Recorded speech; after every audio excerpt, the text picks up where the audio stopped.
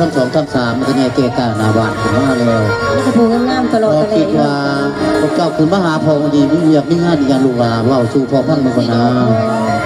ลูกก็มาพอกับแมนนี่ว่าเชื่อละนองไปหาพื้นไปหาโนใหม่มันเก่งกว่าพ่อที่ว่าจังไหน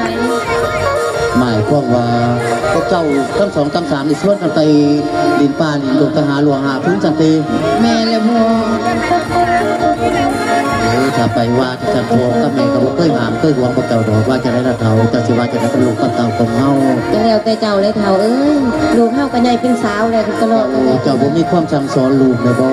ก็สั่งสอนไอ้ตีลูกเฮาเป็นเสเป็นสาวแล้ว ลาพ่อสาวพ่อนั่งทราบซึ้งปากคุณพ่อ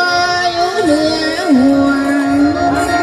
ลาพ่อในเพียนถนนมึงในใหญ่สู่เพียงนี้ เนี่ยคนจริงอะลูกเอ้ย ลามีอะไรบอกเคยหายคือรังสายบ่มันจะกุนทานได้เกิดห่วงและพ่อแม่เอ๋ยยามพ่อจนพ่อห่วงบ่เคยเถียงได้บ่เคยเถียงได้ไปมานั่นกะตำตนและมาเป็นบุญมากล้นต่อมึงอยู่ในทางและยามพ่อตัวเธอมาได้แต่พาโนเลเองสาว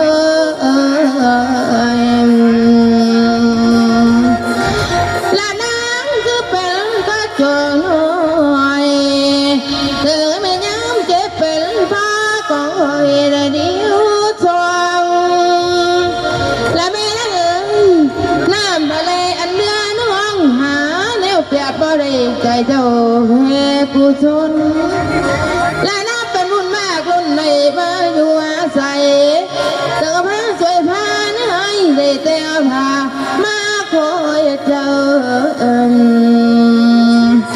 และลูกที่ไปนอกกาดาวตา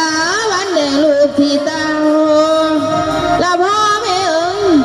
ให้แม่คอยนั่นอยู่ทาอีนางนวลโอ้ยเสียตาคืนอีนางนวลเสียตาคืนโอ้ยโอ้ยนวลละนาง สั่นแหละลูกหลาเอ้ยพากันไปหาโนแม่โน เดี๋ยวอันนี้หยับเข้ามาเด้อลาบุตรใหญ่เอ้ยลูกของพ่ออย่ามานางไก่ไก่ที่ได้ได้สิสั่งสอน โดยพอ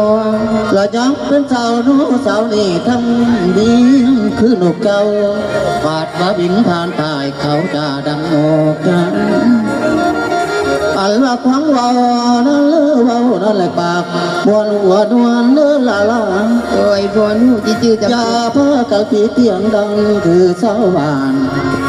เขาประจานโน้ตเสียงน้อยเป็นคนพ่ออ้อยทั้งสามอ่อนคำเอ้ยคำที่พ่อปากเว่าสามละหน่อยให้จื้อคำโอ้ยน้อละนายโอ้ยน้อโอ้ยนาผู้โอ้โอ้โอ้โอ้ยโอ้ยเอ้ยลันนามความได้ดีได้ดีพอสอนพวกเก่าเจือเด้อลูกหลานเด้อคำว่าไปดงไปปลาตะเวน โดยพอ คำตะเวนก่อนและผ้านองมาได้เวลา โดยพอ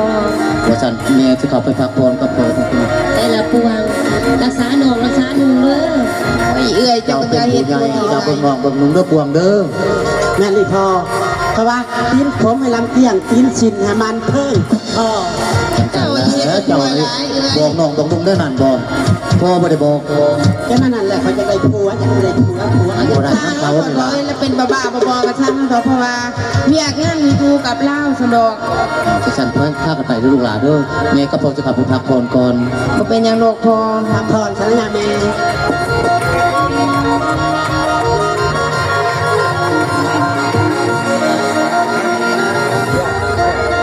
กับแม่เพิ่นก็จะเข้าพักผ่อนไปแล้ว